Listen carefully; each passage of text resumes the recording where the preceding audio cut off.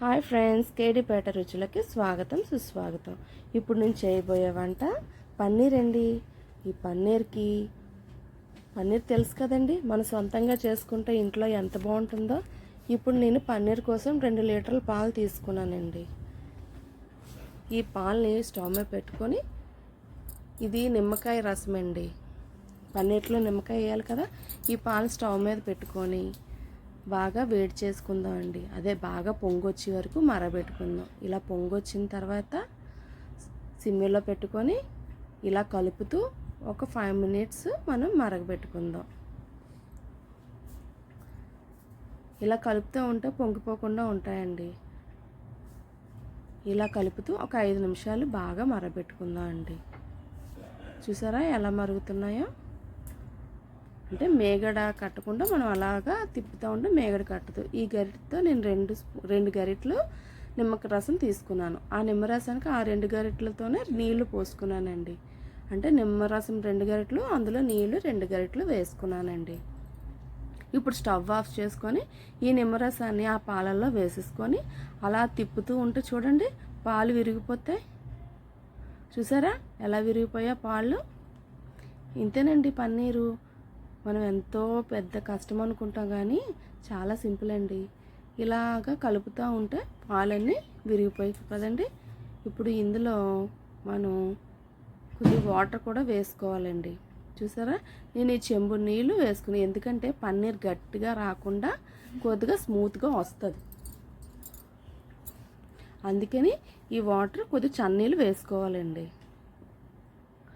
ఇప్పుడు అలాగా తిప్పేసిన తర్వాత మొత్తం అంతా కలిసేలాగా కొద్దిగా చల్లారబెట్టుకొని, ఇప్పుడు మనం పక్కన స్టైన్ వైట్ క్లాత్ ఏదైనా, మీకు పల్చటి క్లాత్ ఏదైనా పర్లేదు, ఒక టవలో లేకపోతే ఏదైనా పర్లేదు, కింద వడకట్టేది పెట్టుకొని ఈ టవల్ పైన ఇప్పుడు మనం చేసిన పన్నీరు అంతా అందులో వడకట్టుకుందామండి.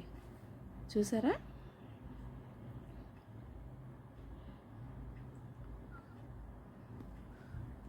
అలాగా నెమ్మదిగా పూస్తూ వడకట్టుకుందాం. నాకు ఈ పన్నీర్ చేసేటప్పుడు అండి మా ఆయన నాకు హెల్ప్ చేశారండి. ఇంతేనండి. ఇప్పుడు ఆ పన్నీర్ మీద కొద్దిగా వాటర్ పోసుకోవాలండి. మనం అలాగ కొద్దిగా సరిపోయినట్టు పరుచుకొని ఇప్పుడు వాటర్ వేసుకోవాలి. ఎందుకంటే నిమ్మకాయ మనం వేసాం కదండి, ఆ నిమ్మకాయ పులుపు పోవాలంటే పన్నీర్ని కొద్దిగా వాటర్తో కొద్దిగా కడగాలండి. చూసారా, అలాగా వాటర్ పోస్తూ కొద్దిగా మనం అలా వాటర్ కూడా వేయడం వల్ల పన్నీర్ కూడా మరి గట్టిగా రాకుండా స్మూత్గా స్పాంజ్లా వస్తుందన్నమాట. అందుకని వాటర్ వేసుకోవాలి. ఇప్పుడు దాన్ని తీసుకొని గట్టిగా దగ్గరికి కట్టుకుందాం. మనం ఏం గట్టిగా పిండక్కర్లేదండి, ఏమీనా పిండకుండా పక్కన వెయిట్ పెట్టేసుకుంటే సరిపోద్ది. ఇప్పుడు కొద్దిగా మళ్ళీ వాటర్ వేసుకొని పన్నీర్ని బాగా వాష్ చేసుకుందామండి.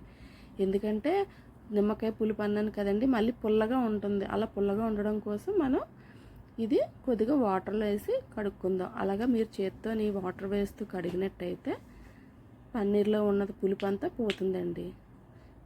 ఇప్పుడు మళ్ళీ దగ్గరికి పెట్టేసుకొని ఆ నిమ్మకాయ పులుపు అంతా పోతుందండి. ఇలా దగ్గర పెట్టేసుకొని ఇంక మనం మరీ గట్టిగా ఏం పిండక్కర్లేదండి. మామూలు అలా పిండి ఇప్పుడు వెయిట్ పెట్టుకున్నాం అనుకోండి, దాని మీద ఆ వెయిట్ పెట్టుకుంటే ఆ వెయిట్కి పన్నీర్ అంతా వాటర్ అంతా కిందకు వచ్చేస్తుంది. ఒక 2 అవర్స్ అలా దాన్ని ఉంచేయాలండి కదపకుండా. చూసారు కదా, నేను ముందు కంచంలో పెట్టుకున్నాను. అంటే కంచంలో పెట్టుకున్నాను కానీ మళ్ళీ వాటర్ దానికే పడుతుంది కదా, అందుకనేసి అప్పుడు నాకు ఐడియా రాలేదు. అవును దీంట్లో పెట్టాను ఏంటా అనేసి మళ్ళీ అనుకున్నాను. అప్పుడు మళ్ళీ తీసేసానండి. మళ్ళీ అప్పుడు తీసి ఇలా జల్లెడ ఉంటుంది కదండి, కన్నాల జల్లెడ, ఆ గిన్నె పెట్టుకొని జల్లెడ పెట్టుకొని అప్పుడు ఇలా వెయిట్ పెట్టానండి. చూసారు కదా, ఇలా వెయిట్ పెడితే అప్పుడు ఆ వాటర్ అంతా ఆ గిన్నెలోకి వెళ్ళిపోతుందండి. 2 అవర్స్ తర్వాత చూడండి పన్నీరు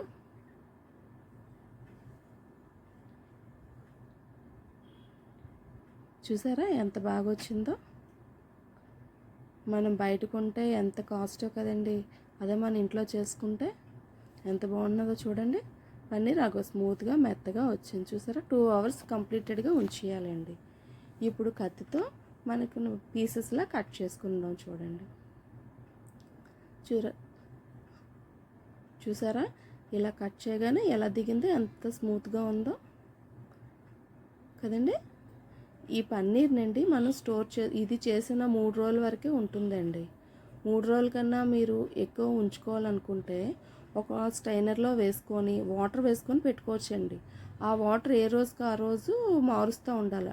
అంటే ఫ్రిడ్జ్లో ఉంచుకొని ఏ రోజు వాటర్ ఆ రోజు మార్చుకుంటే మీకు ఇంకా 1 వీక్ వరకు నిల్వ ఉంటుంది. లేదు అంటే 3 డేస్ తర్వాత ఇది పాడైపోతుందండి. మనం 3 డేస్ లోపు దీన్ని వండేసుకుంటే సరిపోతుందండి. లేదు ఇంకా ఉంచుకోవాలి అనుకుంటే మీరు కొద్దిగా పీసుల్లా కట్ చేసుకొని ఆ పీసుల్లో వాటర్ వేసుకొని ఉంచుకొని ఏ రోజు వాటర్ ఆ రోజు మార్చుకుంటే సరిపోతుందండి. నెక్స్ట్ మీకు ఈ పన్నీర్ చేశాను కదండి. నెక్స్ట్ మీకు పన్నీర్ రెసిపీలు పెడతానండి. పన్నీర్ బిర్యానీ చేయొచ్చు, పన్నీర్ కర్రీ చేయొచ్చు, పాలక్ పన్నీర్ చేయొచ్చు. మీకు తెలుసు కదండి, నేను చెప్పక్కర్లేదు, మీ అందరికీ తెలుసు అని నాకు తెలుసు. కాకపోతే మా అబ్బాయికి పన్నీర్ కర్రీ అంటే చాలా ఇష్టం అండి. మా అమ్మాయి పెద్దగా తిందగానండి, మా అబ్బాయి కోసమే ఇప్పుడు ఈ పన్నీర్ చేసామండి. ప్రతిసారి మీ అమ్మాయి గురించి చెప్పరు, మీ అబ్బాయి గురించే చెప్తారంటారు కదండి. మా అబ్బాయి ఫుడ్ లవర్ అండి. అందుకనేసి వాడి గురించే మా అమ్మాయి ఎక్కువ కోరికలు అడగదు కానండి, మా అబ్బాయి చాలా కోరికలు అడుగుతాడండి. వాడి గురించి ప్రతిదీ రెసిపీస్ ఏదో ఒకటి చేస్తూనే ఉండాలండి. ఈ పన్నీర్ అంటే వాడికి చాలా ఇష్టం. ఇప్పుడు అంటున్నాడు పన్నీర్ బిర్యానీ చేయమంటున్నాడు. నెక్స్ట్ పన్నీర్ కర్రీ చేయాలా, పన్నీర్ బిర్యానీ చేయాలా అన్నది వాడి ఒపీనియన్ మీదే ఆధారపడుతుందండి. ఓకేనండి, చూసారు కదా పన్నీర్ ఎలా చేయాలో. మీరు నా వీడియోస్ ఫాలో అవుతున్నారు కదండి. ప్లీజ్ లైక్ చేయండి, షేర్ చేయండి, సబ్స్క్రైబ్ చేసుకోండి ప్లీజ్. ఓకే ఫ్రెండ్స్, చూసారా పన్నీర్ పీసులు ఎంత బాగున్నాయో.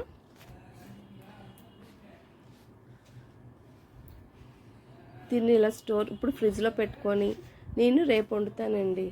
ఈరోజు ఇప్పుడు చేసరికి ఈవినింగ్ అయిపోయిందండి, ఇప్పుడు 4 అయింది.